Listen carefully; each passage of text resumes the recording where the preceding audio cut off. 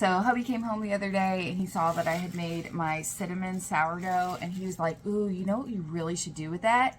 You should make 90's cinnamon toast. He's like, you know what I'm talking about? I was like, oh, I know what you're talking about. So we're going to do it together. Now today I'm using my cinnamon sourdough homemade bread, but back in the day it was a good old white sandwich bread. And then instead of real butter, it was always, I can't believe it's not butter. And then sprinkle on some of your sugar. I'm going to be using my fancy cornente cinnamon to be sprinkled on. Now here's the controversy. Do you put it in the toaster or do you put it in the microwave? I put mine in the microwave. It's the only way to have it. And then yeah, pull it out. There it is. Let's give it a try.